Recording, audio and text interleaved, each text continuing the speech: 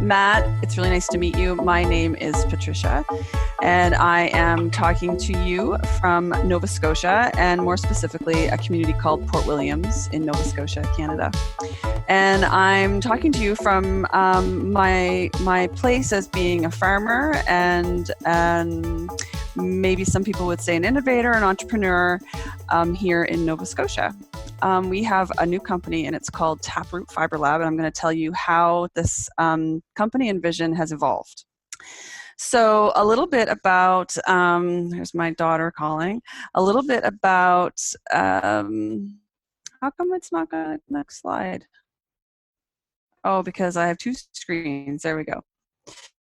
A little bit about our farm. So here you see myself, Isaac, Lillian, Frank, and then two photos of our farm team. So we started farming 14 years ago with 144 acres of vegetable farm that was actually a fairly tired out vegetable farm, meaning that the land had given as much as it could give. And we purchased this farm and decided to begin our career as vegetable farmers and spent quite a number of years working really hard to restore the soil and learning how to restore the soil.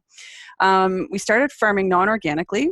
Zucchini, squash, sweet corn, and some other vegetables. And all of the focus of our farm production at that time was for the wholesale marketplace. Over time, our farm has evolved and our team has grown. And so we have a big crew of people that come to work with us from Jamaica every season. And we have a really great crew of people who work with us year-round from here in Nova Scotia. And then also seasonally, people come from Newfoundland. So this is just a picture of who we are here in Nova Scotia.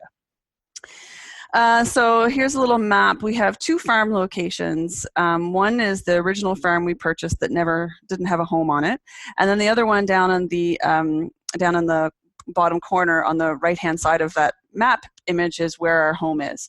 So and we have 23. We started off with 23 acres of production there and have grown that to 60. And that's where our organic farming vision began. I personally wanted to be farming organically, grown up on a non-organic apple farm, and just decided that I would study environmental sciences and paid a lot of attention to the environment and just really thought this was the way we needed to move forward with agriculture.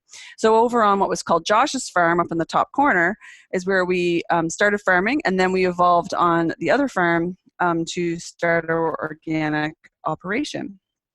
And that's also when we decided to launch a community shared agriculture program.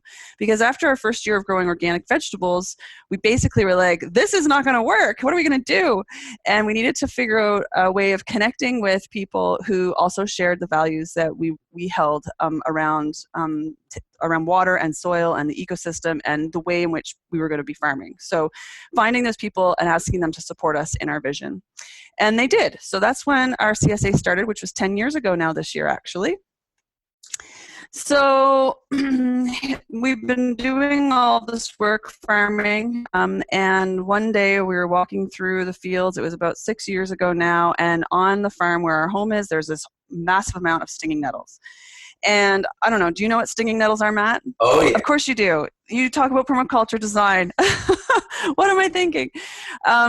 So for all of you that are studying permaculture, you will see that there's a lot of focus on the significance of plants like stinging nettles in terms of what they are able to offer in the system. And so the farmer before us planted stinging nettles on the farm, and they are all everywhere. So I was walking through and I was thinking, what can we do with these stinging nettles? And this person was walking with me and said, well, you know, I'm working with this group in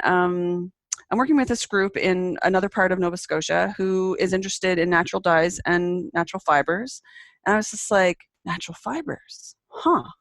And I'd never really given it any thought before about farming fiber. Like, I knew that, you know, we farm fiber in the world, but I hadn't really thought about it in a way that I was connected to it, like that I could be the one farming fiber. So in the very beginning of this journey, I was basically trying to figure out how can we find some way to value add the stinging nettle that was a gift on the farm, just everywhere. And that led to hosting an event on the farm where we brought together people really from around the world to talk about natural fiber and dye. And a lot of the focus was on the natural dyes because one of the coordinators of the symposium was a person who focused on natural dyes. And so the guests came because of her connections with others.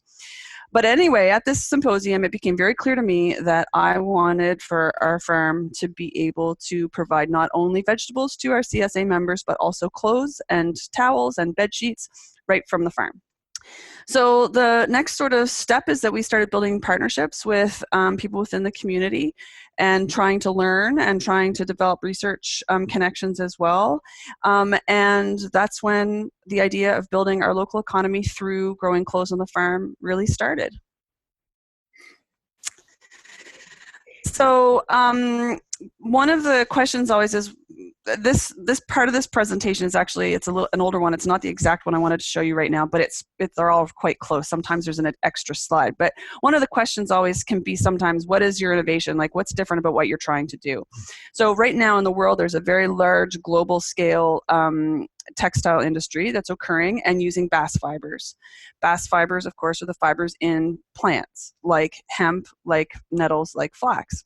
And so once we started realizing that we wanted to do this, we wanted to find equipment to be able to process with, because we didn't want to do everything by hand.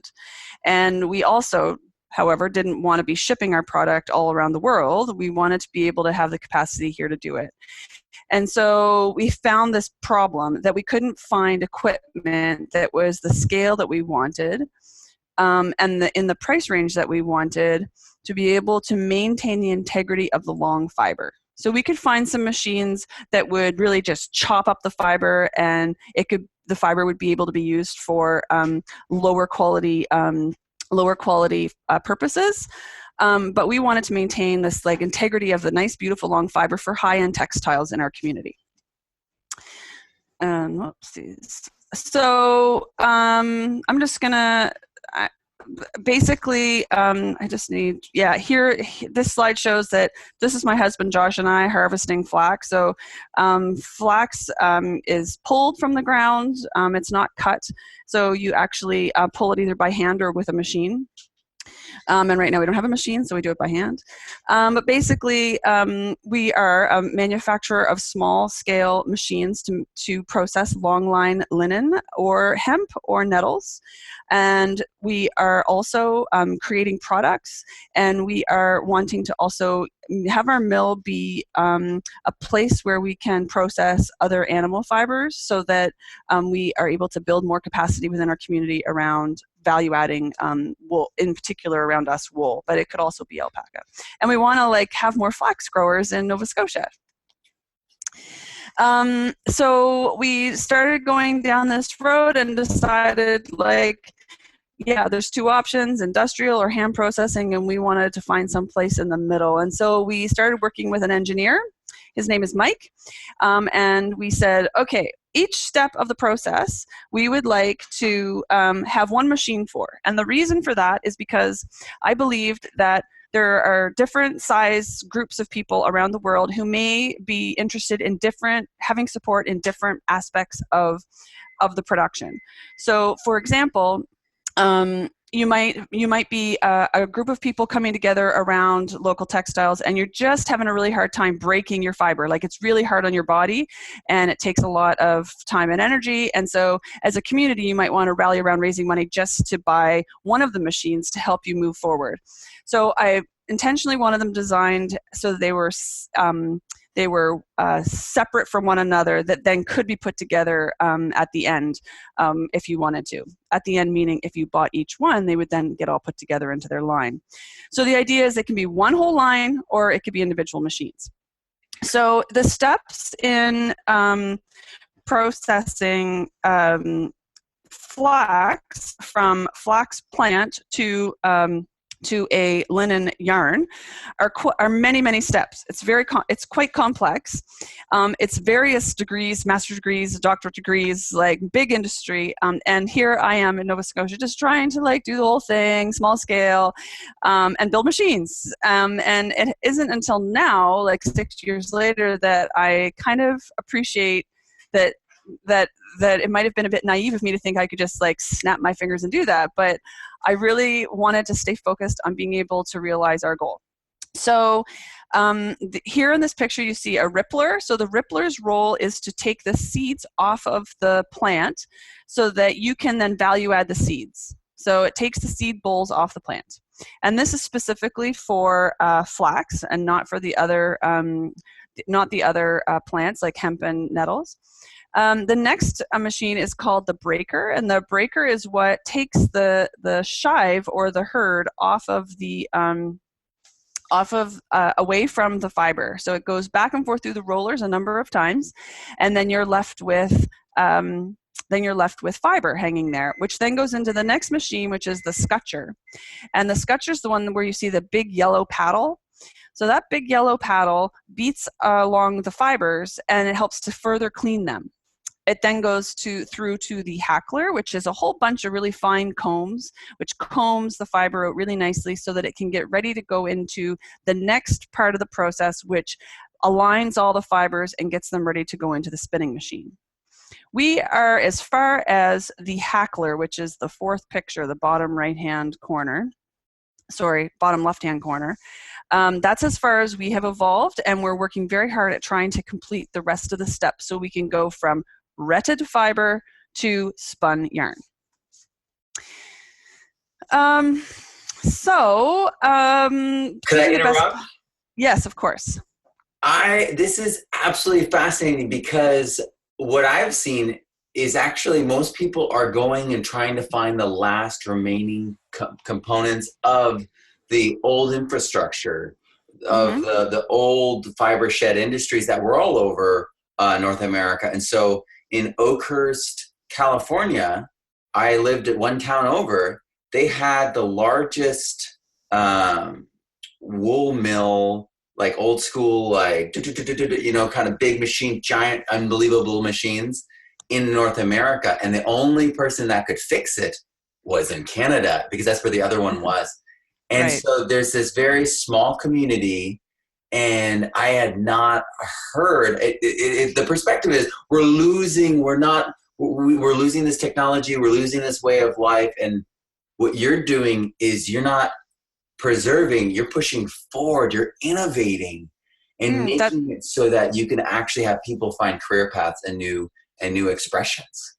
That is very much what we're trying to do. Yes. And I mean, it's been very important to me, especially when I started connecting with the Nova Scotia College of Art and Design and the professors there, and talking to them about the young people that are graduating and where they need to go to find work that allows them to use their talent and their skills, which is often very, very far away from Nova Scotia, because we don't have, and very, very far away from all of rural North America, really.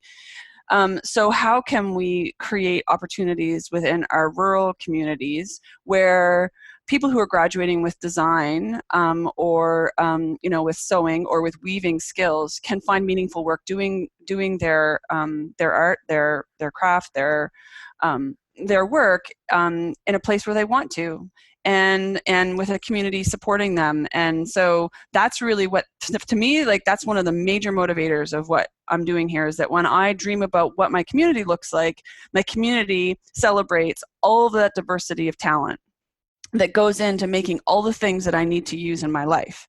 And if they're all here, then we have this like really rich diversity to be able to draw on as we move forward. And so if we don't have the ability to start with the primary production and then the primary processing of the raw ingredients to be able to make the things that we use, then it's very hard to be able to employ people within community to take those things to the next step.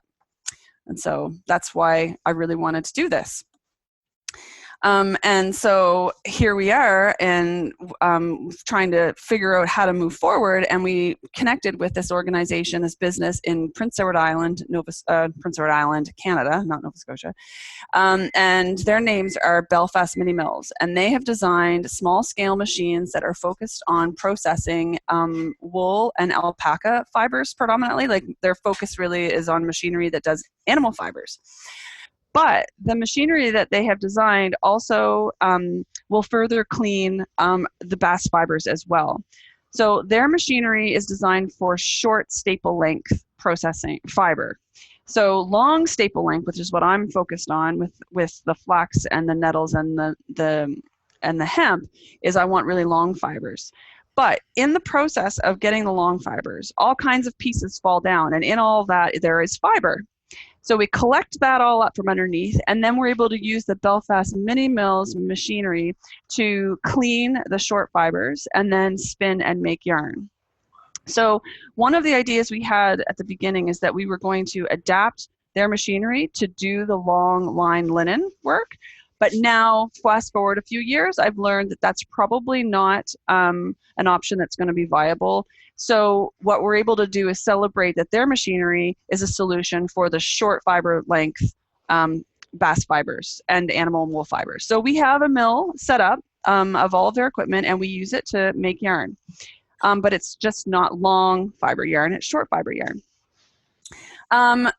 Also, one of the important requirements, I think, moving forward in creating a small scale flax or bast fiber industry is that we do need to have some harvesting equipment.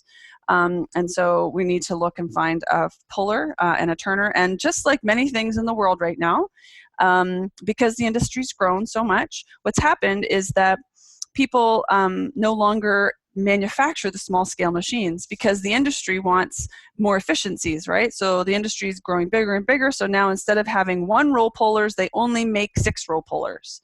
So you can only buy a big, massive 6 roll puller.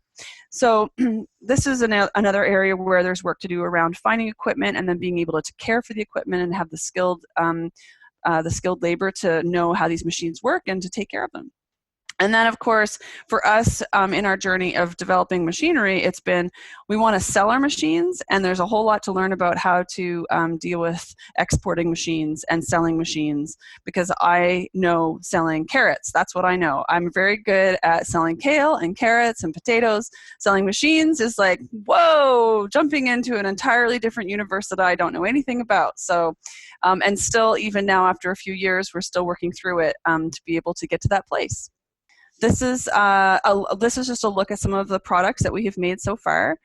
So we are making long line linen stricks, and they are available for sale.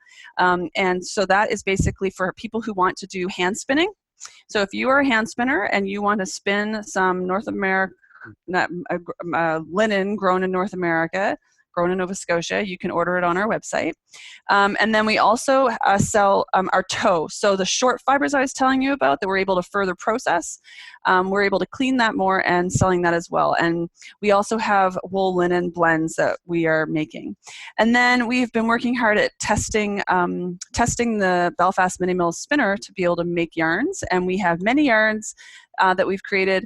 We're not yet happy with any of them to be strong enough for the warp on a loom.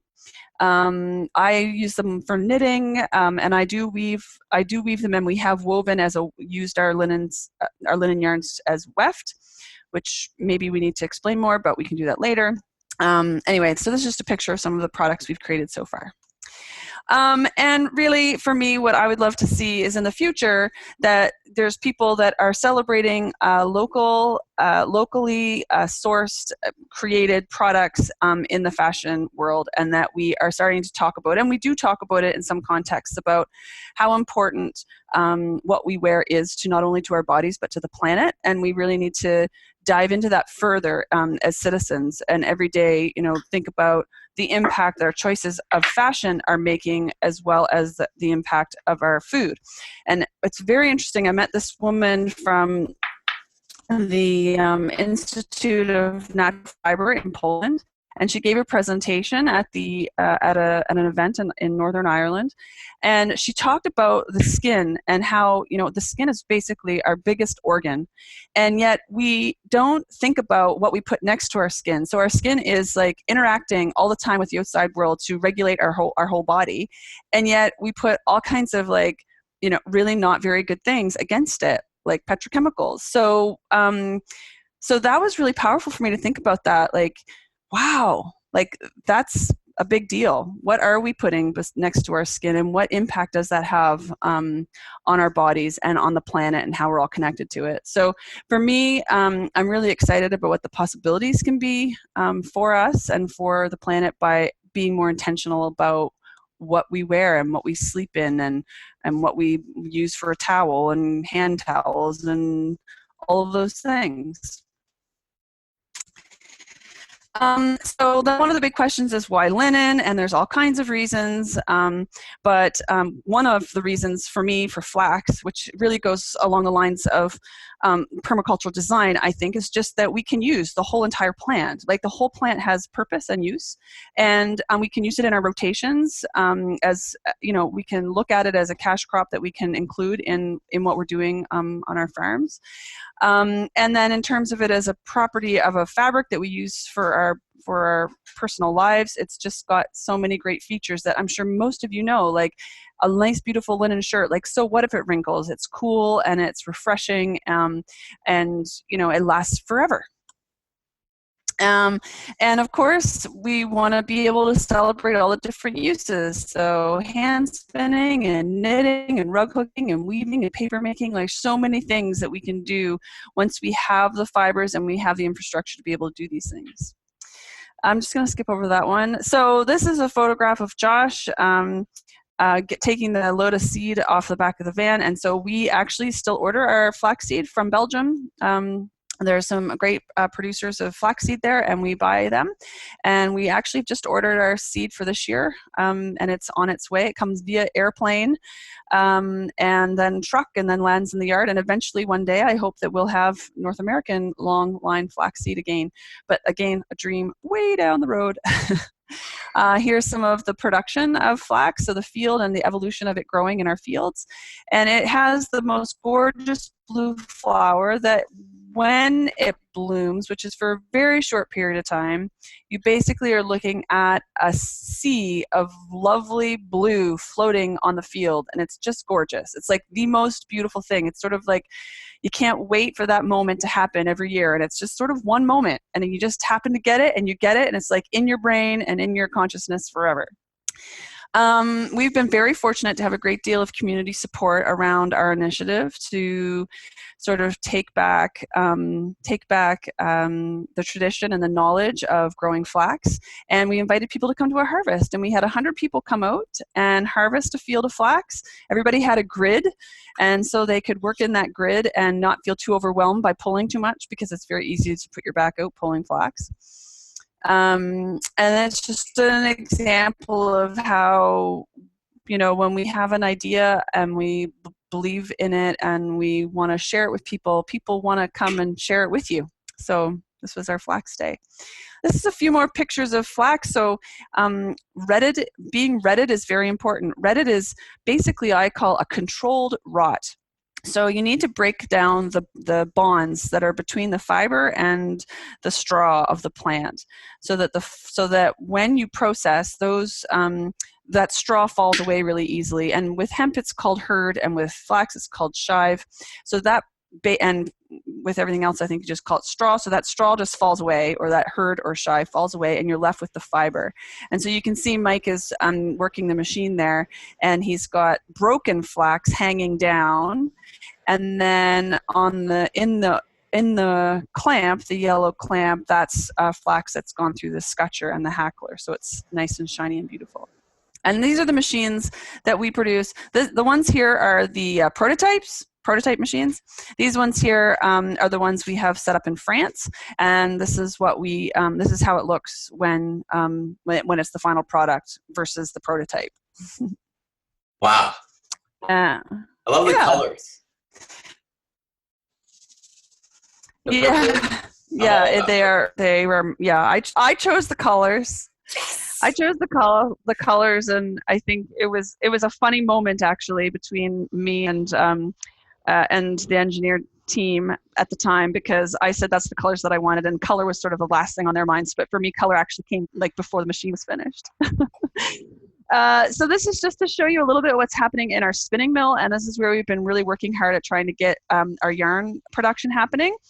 And so you'll see there's all the plastic around. One of the things we're trying to figure out is in an old building that we have available to us, how can we figure out maintaining the right humidity without investing thousands of dollars in humidity controls in an old building? So I decided plastic and duct tape was one way that I could do that. So I've really been trying to figure out how to solve the problems with as little cost as possible. Developing machinery is a big investment, and so trying to get from the machines to the next steps is I need to be very frugal. So here's two photographs of some of the people that are working with us to help realize our goal. So Marilyn is in the pink shirt, and she's beside me with a blue hat and blue socks. So she's a knitter, and she has been experimenting knitting and dyeing with our yarns that she has been creating. She also made the sweater I'm wearing. And Marilyn is one of the people who's been involved in the project right from the beginning. And so that sweater is actually little square patches of the nettle fiber testing that we did that she hand spun, of the linen wool blends that we've made, of all kinds of like pieces. The arms are all linen wool blends. And so the sweater is very meaningful because she's basically just put into a sweater the history of this story. Of going from seed to shirt and from where it started. And then the next photograph is Pia and Abby. Abby is a young designer who joined us to help us make clothes in 2018. And Pia is the weaver, and she lives one street over, and she has hand woven all of our fabric. Here again is Abby doing the design work for our community shared linen that we launched in 2018. And we were able to secure Abby working with us for about 8 months through the community shared linen initiative, where people paid in advance to get an allocation of clothing that Abby made. Designed and made in partnership with all of the other people who influenced how to actually make the fabric, because I kind of overlooked like fabric design. I just thought you did clothing design, but then one day I was like, oh right, there's designers for the fabric too, huh? So many steps. And so part of what's important about thinking about fiber and how it can be used in our communities is also, and how you can use the byproducts of it is, well, I don't know what I was going to say, except this is a paper making workshop. This is where we were making paper. And I want to be able to show examples of how we can use all parts of the plants and have zero waste, and also share that there are other ways people can partner. So we can grow the flax, but then someone could start a paper company, and then they have access to the fibers they need to make paper. So Mary Hark, who's the instructor here, came up from Madison, and she taught us how to make paper. Here I am on a bit of an adventure overseas, over to France and Belgium and the Netherlands. And I'm standing in a room full of people who have formed a cooperative in the south of France. And the purpose of this cooperative is to build up the skills and the knowledge of growing flax again in their region, and then supplying all kinds of different entrepreneurs who are members of the cooperative with the flax so that they can make the products that they make. And it's an economic activity that this group of people are working hard at, and that is a surfboard made from flax. Whoa! Yeah, it's really exciting. And those surfboards are being sold all around the world. And so they're trying to figure out, okay, well, I don't think they're trying to figure it out. They are doing it. They're now growing flax, and they're making all kinds of flax products within their region and partnering, and they're having great success. So I met with them. And then in the next picture over, this is a man in the northern part of the Netherlands who has a fairly large business growing hemp. And he has designed and created hemp houses. So basically, he builds a house out of hemp. So those are the walls right there for this house. So it'll be like small homes that are made from hemp. Wow. And it's amazing and beautiful. He also has CBD and does has other initiatives with hemp. And then down below, this is a woman who runs with other people in her family, their family business of growing flax. So the benefits to the regional economy, for me, it's that we can create an opportunity. There is actually, my husband's just come back from traveling to learn more about seed to shirt and flax production, and there really is a demand in the world for flax fiber, high quality flax fiber. So if we're able in our regions to grow it, we do have an opportunity to sell it beyond our local capacity, but then also just to be able to build up the economy, the local economy around using this product could become a new cash crop for farmers. So you don't have to do everything. Like I'm trying to do all of these things, going right from seed to shirt. But certainly you can imagine that people could come together in partnerships where somebody grows it and somebody processes it and somebody does something with makes paper. Someone sends fiber off for, bicycles. They're making bicycles with flax fiber. Wow. Yeah. So we want to create employment. We want to be able to be a source for high quality linen yarn. We want people around the world to know that Nova Scotia can be a place where you can get high quality linen yarn. And we want to be able to, through the creation of our machines, we want to be able to support other local businesses in our community that manufacture. And so this kind of just, the whole initiative really comes from the same place of really loving this place, really loving this soil, really wanting to celebrate and add to the diversity of what this place can offer. And so this is a bit of the initiative around local food. And so I want to be able to add on to this. Not only are we growing local food or fishing local fish, but we're making wine and beer or cheese, but we're also making fiber. And these, to me, are, these children right here are who I feel like most of the time I do this for, because they're the ones that are, these children now are going to have like an opportunity to do something that no one here has had a chance to do for hundreds of years, which is to actually be aware that the flax plant, can make a shirt or a dishcloth, and that they can go out and harvest that, and they can turn that into something that's beautiful and special. And so that's what it's all about for me. So that's what we're doing here in Nova Scotia. I am. Thanks, Matt. You are so amazing. Thank you. This is a gift to the world. I mean, most people have no idea that their clothes are toxic. Most people have no idea that the pesticides used on the plants that go in to make your clothing have it imbued and continuously release it.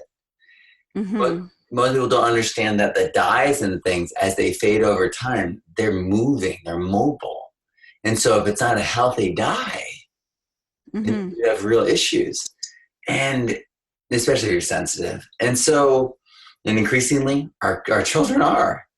So, and then there's the whole toxic side of it where it's the microfibers, where it's not biodegrading. And this addresses all those things in a way that doesn't even bring those up in a story that almost doesn't even need to reference those, because it's so uplifting.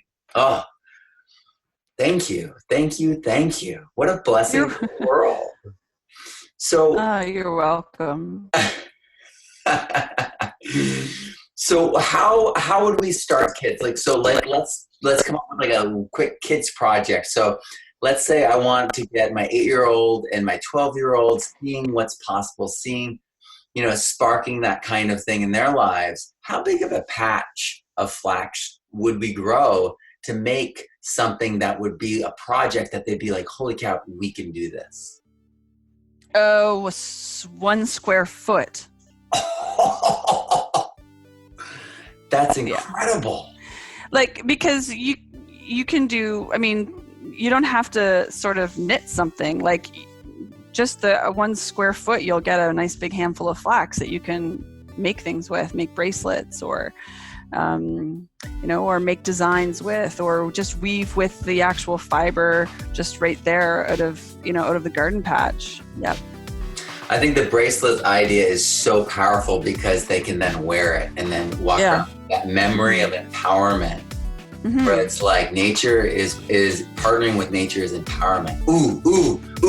Like, if they just do 1 square, it doesn't have to be very much. And so what I encourage people to do is not to feel like, oh, I have to be able to like make my clothes now. But why don't you just start with saying, this little section of the garden, like outside of my door, or the walkway that I walk up every day, like, I'm just going to sprinkle a handful of flax seeds there this year and see what happens, and just let it grow and see how it feels. And then maybe grow a little bit more the next year, and just take it 1 step at a time. So we don't have to sort of like, do the shirt this year, but we could maybe collect some seeds and then have a few more seeds for next year, and maybe learn how to ret, just your little handful of flax and how to play around with that and go from there.